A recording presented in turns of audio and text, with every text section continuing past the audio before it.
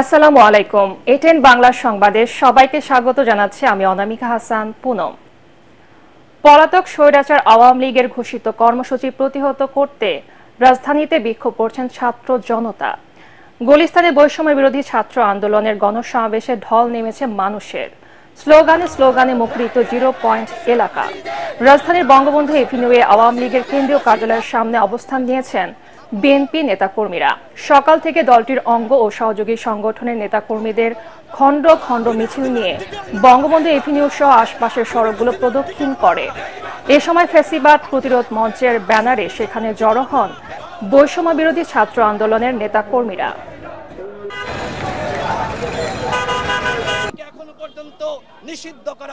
এই 10 নভেম্বর কেন্দ্র করে আওয়ামী লীগ আবারও এখানে জমায়েত হওয়ার জন্য পায়তারা করছে, কিন্তু বাংলাদেশের ছাত্র জনতা, এদেশের ছাত্র সমাজ বেঁচে থাকতে বাংলার মাটিতে এক বিন্দু জায়গায় আওয়ামী লীগের ফ্যাসিস্ট আওয়ামী লীগ সরকারের এখানে দেওয়া হবে না। আমরা চাই না যাদের হাতে আমাদের ভাইদের হত্যা হয়েছে, যাদের জন্য আমাদের ভাইয়ের রক্তে রাজপথ রঞ্জিত হয়েছে, তারা এরকম কোন একটা সমাবেশের নামে বিশৃঙ্খলা করতে পারে।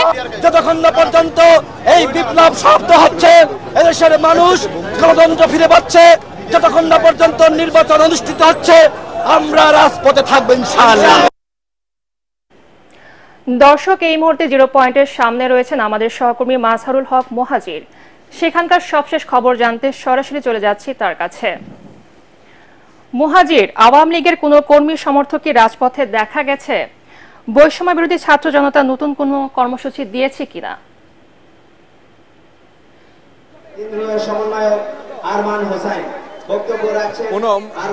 আওয়ামী লীগের কাউকেই দেখা যায়নি, খুব স্বাভাবিক ছিল বিষয়টা।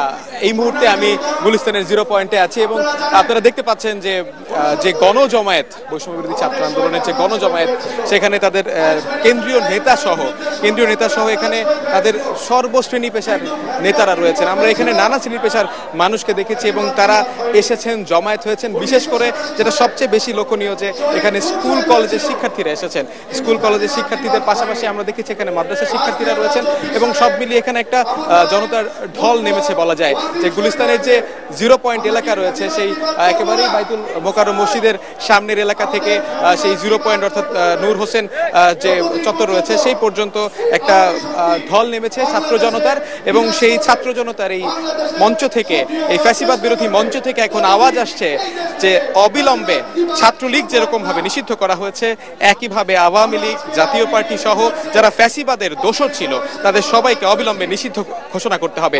এবং পুনম, আপনাকে আরেকটা বিষয় জানিয়ে রাখতে চাই যে আজকের যে তাদের এই গণজমায়েত বৈষম্য বিরোধী ছাত্র আন্দোলনের, সেটা কিন্তু এখন চলছে। এখনো তারা তাদের কোনো কর্মসূচি ঘোষণা করেনি। তবে এরই মধ্যে তাদের যে কেন্দ্রীয় সমন্বয়ক হাসান আব্দুল্লাহ, সার্জিস আলম, মাহিন সরকার সহ অনেকেই বক্তব্য রেখেছেন। তারা হয়তো বা আরো কথা বলবেন, কারণ একের পর এক বিভিন্ন স্কুল কলেজ, বিভিন্ন জেলা থেকে এখানে আসছেন শিক্ষার্থীরা, এখানে এসে তাদের সঙ্গে দেখা করে যাচ্ছেন। আরেকটা বিষয় পুনম জানিয়ে রাখতে চাই যে এখানে কোনো ধরনের বিশৃঙ্খল ঘটনা বা কোনো ধরনের হাঙ্গামা কোনো কিছুই হয়নি এবং এক প্রকার বলা যায় যে শান্তিপূর্ণভাবে বিক্ষোভ করছে বৈষম্য বিরোধী ছাত্র আন্দোলন। পুনম, এই ছিল আমার কাছে সবশেষ তথ্য। মুহাজির, আপনাকে ধন্যবাদ। এর আগে স্বৈরাচার আওয়ামী লীগের কর্মসূচি প্রতিহত করতে রাতভর রাজধানীর গুলিস্তান 0 পয়েন্টে বিক্ষোভ করেন বিভিন্ন রাজনৈতিক দল ও সাধারণ শিক্ষার্থীরা। মধ্যরাতে 0 পয়েন্টে ছাত্র জনতা, গণ অধিকার পরিষদ ও বৈষম্য বিরোধী আন্দোলনের ছাত্ররা আন্দোলন করেন। তারা বলেন, গণতন্ত্রের প্রতীক নূর হোসেনকে কোনো স্বৈরাচারী প্রতি বিপ্লবের অবলম্বন হিসেবে অপব্যবহার করতে পারবে না। এ সময় বিএনপি ও অঙ্গ সংগঠনগুলোর নেতাকর্মীরাও লাঠি সোটা হাতে বঙ্গবন্ধু এভিনিউতে আওয়ামী লীগ কার্যালয়ের সামনে অবস্থান নেয়। আরও জানাচ্ছেন মুশফিকুর রহমান। ছোট বড় মিছিল এবং মোটর বাইক শোডাউনে রাতের নীরবতা ভেঙে গুলিস্তানের বঙ্গবন্ধু এভিনিউতে আওয়ামী লীগ কার্যালয়ের সামনে জড়ো হতে থাকেন বিএনপি এবং অঙ্গ সংগঠনের নেতাকর্মীরা। লাঠিসোঁটা হাতে রাতভর চলে মহড়া ও অবস্থান কর্মসূচি। একজন পতিত স্বৈরাচার কিভাবে এই রাষ্ট্রকে আবার পতিতের দিকে নিয়ে যেতে পারছে, বলছে যে একটা ছবি তোমরা রাখবা, ট্রাম্পের একটা ছবি রাখবা, ওই ট্রাম্পের ছবিটার উপর যাতে পা দেয়া হয় এবং এই ছবিটা তুলে রাখবা, যাতে এই ছবিটা সেখানে পাঠাতে পারে। এছাড়া গুলিস্তানের 0 পয়েন্টের নূর হোসেন চত্বরে বিক্ষোভ এবং অবস্থান কর্মসূচি পালন করেন বৈষম্য বিরোধী ছাত্র আন্দোলন, ছাত্রদল, যুবদল সহ বেশ কয়েকটি রাজনৈতিক সংগঠন এবং সাধারণ শিক্ষার্থীরা। এ সময় তারা বলেন, শহীদ নূর হোসেন দিবসকে কেন্দ্র করে দেশ বিরোধী নানা ষড়যন্ত্রে লিপ্ত হয়েছে আওয়ামী লীগ ও তার দোসররা। আওয়ামী লীগের লোকজন, ছাত্রলীগের লোকজন তারা বিকাল 3টায় এসে আমরা যে পতাকাটা উন্মুক্ত করেছি নতুন ভাবে, এটাকে আবার তারা নিতে চায়। ওইটা আমরা দিতে চাই না। আমাদের এক দফা এক দাবি, শেখ হাসিনাকে এই দেশে এনে অনতিবিলম্বে ফাঁসি দিতে হবে। এই আওয়ামী লীগের দোষানা, ওদেরকে যতক্ষণ আমরা প্রতিহত না করতে পারবো ততক্ষণ পর্যন্ত আমরা ঘরে ফিরে যাব না। এছাড়া শহীদ নূর হোসেন দিবসে শ্রদ্ধা জানানোর নামে কেউ অরাজকতা সৃষ্টি করলে তার দাঁত ভাঙা জবাব দেওয়া হবে বলেও হুঁশিয়ারি দেন বিক্ষোভকারীরা। মুশফিকুর রহমান, এটিএন বাংলা, ঢাকা। সজীব, বঙ্গবন্ধু এভিনিউ এলাকার এখনকার পরিস্থিতি আপনি কেমন দেখছেন?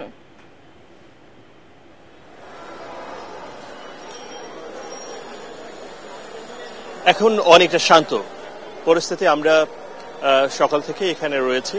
খুব বেশি যে বিশৃঙ্খলা হয়েছে এমনটা বলা যাবে না। মাঝে মধ্যে অর্থাৎ 3 জনকে এমন দেখা গেছে যে যারা এই স্থানটিতে অর্থাৎ আওয়ামী লীগের যে কেন্দ্রীয় কার্যালয় সেখানে এসেছেন এই বঙ্গবন্ধু এভিনিউ এলাকাতে, এবং তারা কোনোভাবে প্রকাশ করেছেন, বুঝিয়েছেন তারা আওয়ামী লীগের কিংবা অন্য অঙ্গ সংগঠনের দলের কর্মী বলেই আমরা এখানে যারা রয়েছেন, যারা প্রতিহত করেছেন তাদের কাছ থেকে আমরা জেনেছি। এবং আপনারা নিশ্চয়ই এতক্ষণে দেখেছেন এখানকার যারা রয়েছেন এখানকার এই জনতাকে যদি বলেন ফেসিবাদ বিরোধী যে আন্দোলন হয়েছে 5 আগস্টের আগ পর্যন্ত এবং পরবর্তী সময়েও যে আন্দোলন মানে বিভিন্নভাবে চলমান, তাদেরই এই মানুষগুলো এখানে রয়েছে বা তারাই এখানে রয়েছে। অর্থাৎ বলা যায় বিএনপি সহ সমমনা রাজনৈতিক দল এবং অন্য যে কোনো কোনো ক্ষেত্রে ছাত্রদেরকেও উপস্থিতি আমরা এখানে দেখেছি। তারা এখানে যে অবস্থানটি নিয়েছেন এটার পেছনের প্রেক্ষাপটটা নিশ্চয়ই আপনারা জানেন যে আওয়ামী লীগের অফিসিয়াল ফেসবুক পেজে একটা পোস্ট করা হয় এই নূর হোসেন দিবস উপলক্ষে। তারা একটা অবস্থান কর্মসূচির জানান দিয়ে দেয় যে তারা এরকম একটা কিছু করবে। এরপর থেকেই মূলত এখানে যেমন সরকারের পক্ষ থেকে একটা কঠোর অবস্থানের আওয়াজ দেওয়া হয়, পাশাপাশি একই সঙ্গে আমরা দেখেছি যে বিভিন্ন রাজনৈতিক দল, বিভিন্ন ছাত্র সংগঠনের পক্ষ থেকেও স্পষ্টভাবে জানান দেওয়া হয় যে যারা গণহত্যার নির্দেশদাতা ছিল তাদেরকে বিচার হওয়ার আগ পর্যন্ত কোনো ধরনের কোনো কর্মসূচি করতে দেওয়া হবে না, এবং সেটা প্রতিহত করার জন্যই মূলত এই অবস্থান দেখা যাচ্ছে। আমরা দেখতে পাচ্ছি অনেক মানুষ আছে, মাঝে মধ্যে মিছিল হচ্ছে, কখনো কখনো বিএনপির বিভিন্ন স্লোগান শোনা যাচ্ছে, আবার কখনো কখনো আওয়ামী বিরোধী বিভিন্ন স্লোগান শোনা যাচ্ছে। তো এইসব চলমান রয়েছে। এখন 3টা নাগাদ আওয়ামী লীগের যে কর্মসূচি সেটা দেওয়ার কথা, সেখানে কর্মসূচির কথা ছিল। আমরা এখানে দৃশ্যমান আওয়ামী লীগের কোনো অবস্থান দেখতে পাচ্ছি না। দেখা যাক শেষ পর্যন্ত কি করে, কি হয়, নিশ্চয়ই সময়ই বলে দেবে। আদিন, আপনাকে ধন্যবাদ। দর্শক, আমরা সরাসরি কথা বলছিলাম বঙ্গবন্ধু এভিনিউ এলাকা থেকে আমাদের সহকর্মী আদিন সজীবের সঙ্গে। আত্মত্যাগের 37 বছর পেরিয়ে গেলেও এখনো শহীদ নূর হোসেনের আত্মদানের মূল লক্ষ্য উদ্দেশ্য অর্জিত হয়নি বলে অভিযোগ করেছেন তার পরিবারের সদস্যরা। সকালে রাজধানীর গুলিস্তানে শহীদ নূর হোসেন চত্বরে শ্রদ্ধা নিবেদন করে তারা এই কথা বলেন।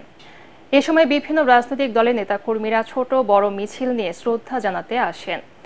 তাদের দাবি, নূর হোসেনের আত্মত্যাগ আর 24-এর গণ আন্দোলন একই সুতোয় গাঁথা। মুশফিকুর রহমানের আরেকটি রিপোর্ট। বুকে পিঠে স্বৈরাচার বিরোধী স্লোগান লিখে 87 স্বৈরাচার বিরোধী আন্দোলনে ভিন্ন মাত্রা যোগ করেন ঝাঁকড়াচুলের স্বাধীন চেতা এক যুবক। 10 নভেম্বর রাজধানীর গুলিস্তান এলাকায় তখনকার স্বৈরাচার বিরোধী একটি মিছিলের সামনে ছিলেন অসীম সাহসী নূর হোসেন। ওই মিছিলেই গুলিবিদ্ধ হয়ে শহীদ হন তিনি। সেদিন শহীদ নূর হোসেনের তাজা রক্তের বিনিময়ে স্বৈরাচার বিরোধী আন্দোলন আরও বেগবান হয়। শহীদ নূর হোসেন দিবস উপলক্ষে গুলিস্তানের 0 পয়েন্টে শ্রদ্ধা নিবেদন করতে আসেন বিভিন্ন রাজনৈতিক দলের নেতাকর্মীরা। তারা বলেন, যুগে যুগে রক্ত দিয়ে স্বৈরাচারের পতন ঘটানো হলেও ফ্যাসিস্ট ব্যবস্থার বিলোপ না হলে মুক্তি মিলবে না। উপরের মাফিয়া আর রাস্তার মাফিয়া এরা মিলিয়েই এই স্বৈরাচারী ব্যবস্থা টিকিয়ে রাখে। যে কোনো ছুতায়, যে কোনো চেহারায় স্বৈরতন্ত্র, পতিত ফ্যাসিবাদী শাসকরা আবার তারা ফিরে আসার একটা তৎপরতা, এটা আমরা লক্ষ্য করেছি। অতীত আওয়ামী লীগকে কোনো চেহারায় তাদের ফিরে আসার আপাতত কোনো সুযোগ নেই। এ সময় শহীদ নূর হোসেনের পরিবার অভিযোগ করেন, নূর হোসেন বুকের তাজা রক্ত ঢেলে দিলেও এখনো কাঙ্ক্ষিত গণতন্ত্রের মুক্তি মেলেনি।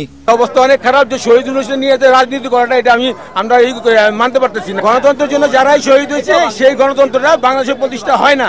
37 বছরে পর্যন্ত গণতন্ত্র মনে হয় পাইনি। এখনো মেহনতি মানুষ কষ্ট করেই খায়। সবাই ভুলে গেল, আমরা তো ভুলবো না, আমরা পরিবার, আমরা তো আর ভুলতে পারবো না। শহীদ নূর হোসেনকে কোনো দলের গণ্ডিতে না রেখে দলমত নির্বিশেষে তাকে প্রাপ্য সম্মান দেওয়ার আহ্বান মুক্তিকামী সব মানুষের। স্বৈরাচারীরা যতবারই স্বাধীন বাংলাদেশকে গ্রাস করতে চেয়েছে, ততবারই বুক চিতিয়ে রুখে দাঁড়িয়েছে নূর হোসেনরা। তাই শহীদ নূর হোসেনের স্মৃতিতে শ্রদ্ধা জানাতে এসে সবার একটাই দাবি, সকল বৈষম্য ভুলে গিয়ে সমাজে খেটে খাওয়া মানুষের অধিকার প্রতিষ্ঠিত যেন হয়। মুশফিকুর রহমান, এটিএন বাংলা, ঢাকা। আওয়ামী লীগ, ছাত্রলীগ সহ মুজিববাদী বলে যারা নিজেদের পরিচয় দেন তারা মূর্খ এবং আত্মমর্যাদাহীন দেউলিয়া বলে মন্তব্য করেছেন বৈষম্য বিরোধী ছাত্র আন্দোলনের আহ্বায়ক হাসনাত আব্দুল্লাহ।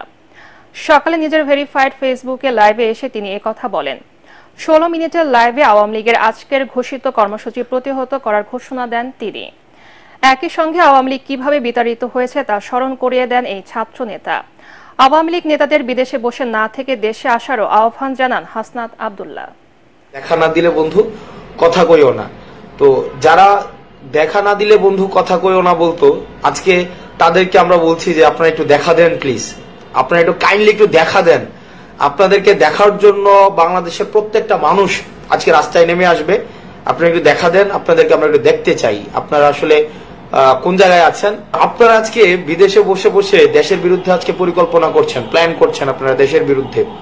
যে আপার যেই বাহিনীরা আছে, আপনারা একটু রাস্তায় নেমে আসেন, আপনাদের সাথে আমরা একটু কথা বলবো, সামনাসামনি কথা বলবো। জিয়া অরফানেজ ট্রাস্ট দুর্নীতি মামলায় বিএনপি চেয়ারপারসন বেগম খালেদা জিয়াকে রাজনৈতিক প্রতিহিংসায় অন্যায়ভাবে সাজা দেওয়া হয়েছিল বলে দাবি করেছেন তার আইনজীবীরা। এই মামলায় আজ 2টি লিভ টু আপিলের শুনানি শেষে আগামীকাল আদেশের জন্য দিন ঠিক করেছেন আপিল বিভাগ। বিচারপতি আশফাকুল ইসলামের নেতৃত্বে 3 বিচারপতির বেঞ্চে লিভ টু আপিলের শুনানি হয়। এতে খালেদা জিয়ার আইনজীবীরা বলেন, জিয়া অরফানেজ ট্রাস্ট মামলা খালেদা জিয়াকে রাজনীতি থেকে দূরে রাখতে ব্যবহার করা হয়েছে। দুদকের আইনজীবীও শুনানিতে বলেন, খালেদা জিয়ার বিরুদ্ধে অর্থ আত্মসাতের কোনো প্রমাণ নেই। এই মামলায় 2018 সালের 8 ফেব্রুয়ারি খালেদা জিয়াকে 5 বছরের কারাদণ্ড দেয় ঢাকার বিশেষ জজ আদালত। পরে হাইকোর্ট সাজা বাড়িয়ে 10 বছর করে। এই যে বেগম খালেদা জিয়াকে বিরুদ্ধে যে এই সরকারের যে বৈষম্যমূলক আচরণ এবং অবিচারমূলক আচরণ এইটা খুবই দুঃখজনক ছিল। এমনকি তাকে মৃত্যুর দিকে ঠেলে দিয়েছেন। সেই জন্য আজকে মামলাটি আমরা শুনানির জন্য এনেছিলাম। আদালত শুনেছেন। আগামীকালকে এই মামলার উপরে কোন কোন গ্রাউন্ডে আমরা লিভ চাচ্ছি সেটার উপরে আদালত আগামীকালকে আদেশ দেবেন। গণ আন্দোলনে ক্ষমতা হারিয়ে আওয়ামী লীগ দেশে বিশৃঙ্খলা সৃষ্টি করে এবং বিদেশিদের সহায়তায় রাজনীতিতে ফেরার চেষ্টা করছে বলে অভিযোগ করেছেন বিএনপির স্থায়ী কমিটির সদস্য আমির খসরু মাহমুদ চৌধুরী। চেয়ারপারসনের গুলশান কার্যালয়ে বিএনপি মহাসচিব মির্জা ফখরুল ইসলাম আলমগীরের সাথে ঢাকায় সিঙ্গাপুরের অনাবাসিক হাইকমিশনার ডেরেক লোর বৈঠক শেষে তিনি কথা বলেন।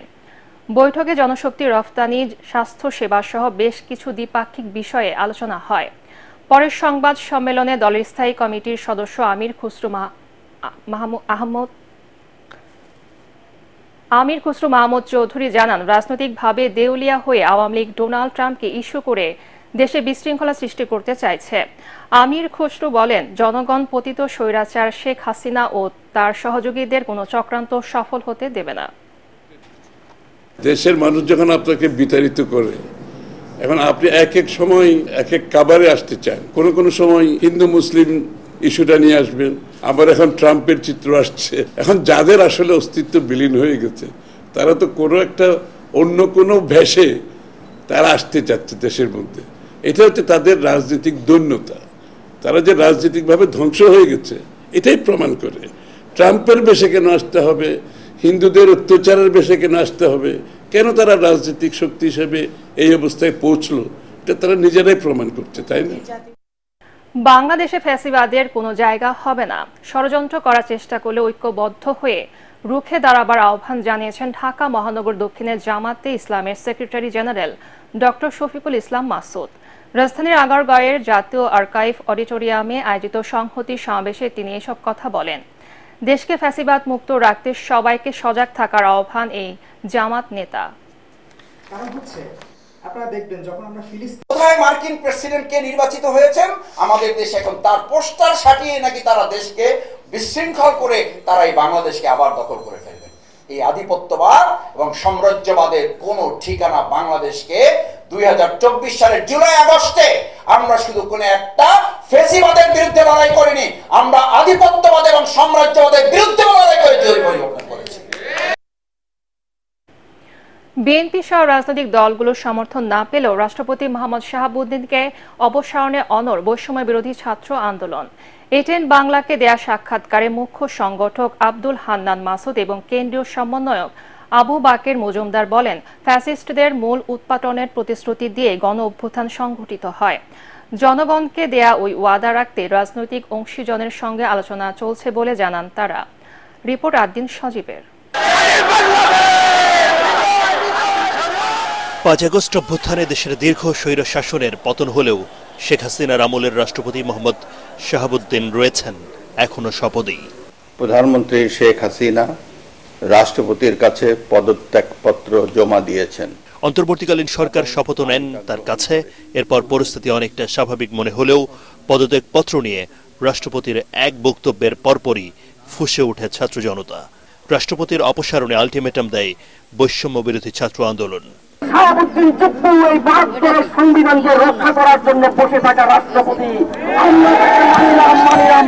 তবে বিএনপির ভিন্ন অবস্থানে ইস্যুটি আপাতত ধামাচাপা পড়ে যায়। যদিও রাষ্ট্রপতিকে অপসারণে ফ্যাসিবাদ বিরোধী সব রাজনৈতিক দলের সঙ্গে আলোচনার টেবিলেও বসেছিল বৈষম্য বিরোধী ছাত্র আন্দোলন। সংগঠনের নেতারা বলছেন, এই ইস্যুতে এখনো আগের অবস্থানেই অনড় রয়েছেন তারা। রাষ্ট্রপতি হচ্ছে ফ্যাসিবাদের একটা সিম্বল, সুতরাং তাকে তো সরাতে হবে। কারণ তাকে সরানোর প্রক্রিয়া কিভাবে হবে আমরা রাজনৈতিক দলগুলোর সমর্থন নিয়ে করতে চাচ্ছি। কারণ রাজনৈতিক দলগুলো যদি তাদের রাজনৈতিক শাহীন স্বার্থে যদি সমর্থন না দেয়, তাহলে দেশের ছাত্র জনতা যারা হচ্ছে বিপ্লব নেতৃত্ব দিয়েছে তারা তো সেই প্রতিশ্রুতি থেকে সরে দাঁড়াবে না। আমাদের দুইটা স্ট্যান্ডার্ড কি, একটা হচ্ছে বৈষম্য বিরোধী ছাত্র আন্দোলন কি মনে করছে, আরেকটা হচ্ছে সে একটা বিষয়কে সার্বজনীন করার জন্য রাজনৈতিক অংশীজনগুলোর সাথে মতামতের ভিত্তিতে আলোচনা ভিত্তিতে একটা সিদ্ধান্তে পৌঁছানো। 5 আগস্টের পরবর্তী সময় থেকে কিন্তু আমরা চেষ্টা করেছি রাজনৈতিক অংশীজনগুলোর মতামতকে প্রাধান্য দেওয়া, জনগণের মতামতকে প্রাধান্য দেওয়া। এ বিষয়ে বিএনপির মতো বড় রাজনৈতিক দলের অবস্থান কৌশলী হলেও বৈষম্য বিরোধী ছাত্র আন্দোলনের সংগঠকরা বলছেন, রাষ্ট্রযন্ত্রের কোথাও থাকতে পারবে না আওয়ামী ফ্যাসিবাদের কেউ।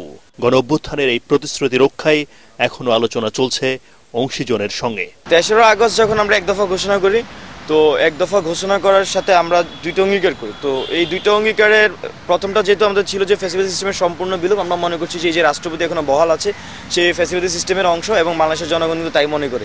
এই চুপ অপসারণের মধ্যে দিয়ে বাংলাদেশের যে ফ্যাসিবাদী সিস্টেম আমরা কবর রচনার কথা বলছি, সেই ফ্যাসিবাদী সিস্টেমের কবর রচনার আরেকটি ধাপ আমরা অগ্রসর হব। আমরা কিন্তু জাতির কাছে প্রতিশ্রুতি দিয়েছি, দেশের মানুষের কাছে প্রতিশ্রুতি দিয়েছি যে কোনো উপায়ে হোক আমরা ফ্যাসিবাদী ব্যবস্থার বিলোপ করব। আমরা এগুলো রাজনৈতিক দলগুলো সমর্থন নিয়ে করার চেষ্টা করছি, ওনারা সমর্থন দিলেও করবো, সমর্থন না দিলেও আমরা করব। বাট এটা আমাদের প্রতিশ্রুতি, আমরা প্রতিশ্রুতি রক্ষা করব।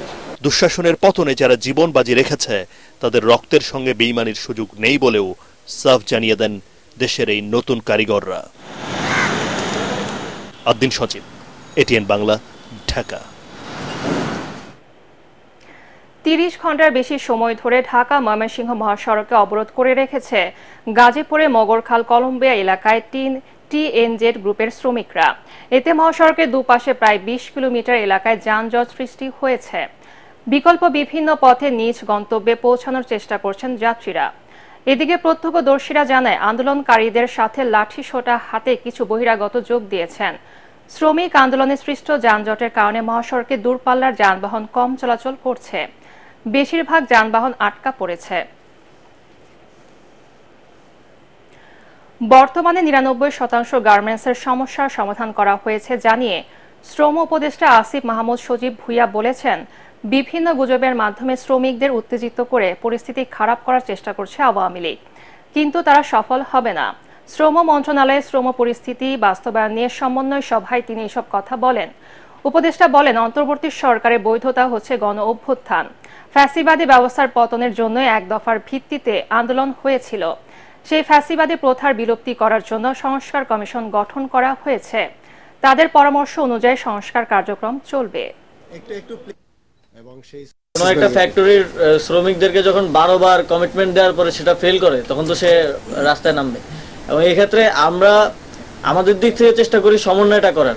যেখানে গুজব ছড়িয়ে এই ধরনের ঘটনা ঘটানোর চেষ্টা করে, সেখানে খুব কঠোরভাবেও আইন শৃঙ্খলা রক্ষাকারী বাহিনী অ্যাক্ট করতে হয়েছে। বিএনপি প্রথম রাষ্ট্র সংস্কারের দাবি তুলেছিল বলে জানিয়েছেন দলটির নেতারা। জাতীয় প্রেস ক্লাবে নাগরিক ফোরাম আয়োজিত বিপ্লব ও সংহতি দিবসের আলোচনা সভায় এ কথা বলেন তারা। অন্তর্বর্তী সরকার যে সংস্কার কার্যক্রম হাতে নিয়েছে তাতে দলের পূর্ণ সমর্থন রয়েছে বলে জানিয়েছেন বক্তারা। এ সময় বিএনপির ভাইস চেয়ারম্যান শামসুজ্জামান দুদু বলেন, দেশের বিরুদ্ধে চতুর্দিক থেকে ষড়যন্ত্র চলছে। পরবর্তী নির্বাচিত সরকারের হাতে ক্ষমতা হস্তান্তরের আগ পর্যন্ত সবাইকে সজাগ থাকার আহ্বান জানান তিনি। যতদিন আমরা মানুষের অধিকার ফিরিয়ে দিতে পারবো না, মানুষের ভোটাধিকার দিতে পারবো না, মানুষ তার পছন্দের প্রার্থীকে নির্বাচিত করতে পারবে না, ততক্ষণ পর্যন্ত গণতান্ত্রিক আন্দোলন শেষ হয়েছে এটা বলা যাবে না। যারা গণতন্ত্র, নির্বাচন এগুলো আড়াল করতে চায়, তারা পক্ষান্তরে ফ্যাসিবাদের সমর্থক হিসেবে চিহ্নিত হবে। চারিধারের এক ধরনের ষড়যন্ত্র আছে, ষড়যন্ত্র পা দেওয়া যাবে না। খুব ধৈর্যের সঙ্গে ঐক্যবদ্ধভাবে তৈরি থাকতে হবে। এবারে আল আরাফা ইসলামী ব্যাংক অর্থ সংবাদ।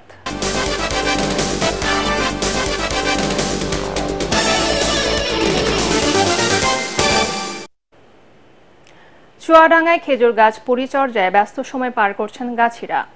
খেজুরের রস সংগ্রহে গাছ পরিষ্কার ও নলি বসানোর কাজ শুরু করেছেন তারা। জেলার 3 লাখ খেজুর গাছ থেকে এবছর 2700 টন গুড় উৎপাদনের লক্ষ্যমাত্রা ধরা হয়েছে। চুয়াডাঙ্গা প্রতিনিধি রফিক রহমানের পাঠানো তথ্য ছবিতে আরও জানাচ্ছেন ফারহিন ইসলাম টুম্পা। গ্রাম বাংলার কুয়াশাচ্ছন্ন শীতের সকালের সাথে জড়িয়ে আছে খেজুরের রসের সম্পর্ক। তাই তো শীতের আমেজ শুরুর সঙ্গে চুয়াডাঙ্গায় শুরু হয়ে গেছে খেজুর গাছ কাটার ব্যস্ততা। হাতে দা আর কোমরে দড়ি বেঁধে গাছ পরিষ্কার ও নলি বসানোর কাজ করছেন গাছিরা। আর কয়েকদিন পরেই মাটির হাড়ি বাঁধা হবে গাছে, তা থেকেই সংগ্রহ করা হবে রস। আমার নিজের গাছ আমি কাটি, তুলি, নলি মারি। একটা করে গাছ কাটি 700 টাকা হাইডে পাই। একটা গাছে প্রতি হাফ বার করে রস আমরা পেয়ে থাকি। আমার হলো 250 খাজুর গাছ আছে, গাছ কাটতে প্রতিদিন আমার 1 মণ করে পাটালে লাগে। এবছর জেলার প্রতিটি গাছের রস থেকে গড়ে 10 কেজি গুড় পাওয়ার আশা কৃষি বিভাগের।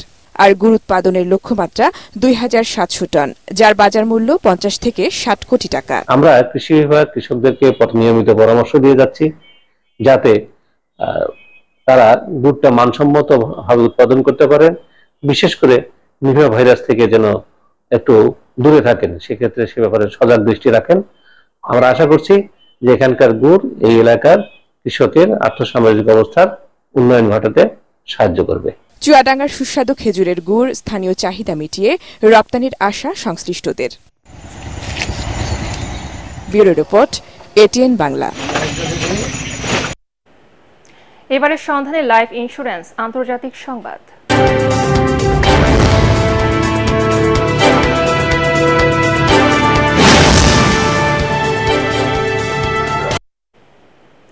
মার্কিন প্রেসিডেন্ট জো বাইডেনের সঙ্গে বুধবার দেখা করবেন নবনির্বাচিত প্রেসিডেন্ট ডোনাল্ড ট্রাম্প। হোয়াইট হাউসের প্রেস সেক্রেটারি কারিন জানান, প্রেসিডেন্ট বাইডেনের আমন্ত্রণে তার সঙ্গে সাক্ষাৎ করবেন নবনির্বাচিত প্রেসিডেন্ট। যুক্তরাষ্ট্রের বিদায়ী প্রেসিডেন্টের সঙ্গে নতুন প্রেসিডেন্টের সাক্ষাতের রীতি অনুযায়ী এই আমন্ত্রণ জানান বাইডেন। যদিও 2020 সালে নির্বাচনে এর ব্যত্যয় ঘটেছিল, তখন নির্বাচনে বাইডেনের কাছে হেরে যাওয়ার পর ট্রাম্প এ ধরনের বৈঠকের আয়োজন করেননি। এর আগে গত বুধবার ট্রাম্পের প্রচার শিবির জানায়, নির্বাচনে বিজয়ী হওয়ার গত বুধবার ফোনে ট্রাম্পকে শুভেচ্ছা জানিয়েছিলেন বর্তমান প্রেসিডেন্ট। একই সাথে সুন্দরভাবে ক্ষমতা হস্তান্তর নিশ্চিতে ট্রাম্পকে হোয়াইট হাউসে দাওয়াত দেন বিদায়ী প্রেসিডেন্ট।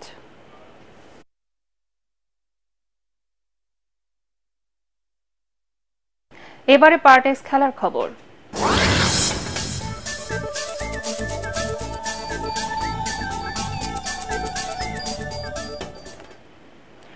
দ্বিতীয় ওয়ানডে জিতলেও এখনও নিজেদের খেলায় উন্নতির জায়গা আছে বলে জানালেন অধিনায়ক নাজমুল হোসেন শান্ত। শারজায় দ্বিতীয় ওয়ানডেতে আফগানিস্তানকে 68 রানে হারিয়ে সমতায় ফেরার পর ম্যাচ পরবর্তী সংবাদ সম্মেলনে শান্ত বলেন, নিজের ব্যাটিং নিয়েও সন্তুষ্ট নন তিনি। রিপোর্ট করছেন এস.এম. আশরাফ। ভারতের বিপক্ষে টেস্ট সিরিজে পরাজয়, দক্ষিণ আফ্রিকার বিপক্ষে ঘরের মাঠেও একই পরিণতি। এরপর আফগানদের বিপক্ষে প্রথম ওয়ানডেতে হারের পর বাংলাদেশের আত্মবিশ্বাস তলানিতে থাকে। তবে শেষ পর্যন্ত পরাজয়ের বৃত্ত থেকে বের হতে সক্ষম হন নাজমুল হোসেন শান্তর দল। অধিনায়ক বলছেন, এমন একটি জয়ের প্রচেষ্টাতেই ছিলেন তারা। আমরা সবাই জানি যে ক্রিকেট খেলাটা একটা মোমেন্টামের ব্যাপার, একটা মোমেন্টামের জন্য আমরা ওয়েট করছিলাম, ওয়েট করবো না, কষ্ট করছিলাম আসলে কিভাবে আমরা মোমেন্টামটা পাই। এবং আলহামদুলিল্লাহ আগের দিন আমরা যে প্ল্যান গুলা করেছি মোমেন্টাম পাওয়ার জন্য, ওই জিনিসটা সবাই মাঠে 100% দিয়ে চেষ্টা করেছে। স্টিল এখানে আরো ছোটখাটো বিষয় তো আছে ইমপ্রুভমেন্টের, বাট আমার মনে হয় যে প্ল্যানটা করেছে আমরা খুব কাছাকাছি সবগুলো সাকসেস হতে পেরেছি। 50 পেয়েছেন, তবে নিজের ব্যাটিং নিয়ে খুশি নন বলেও জানান টাইগার অধিনায়ক।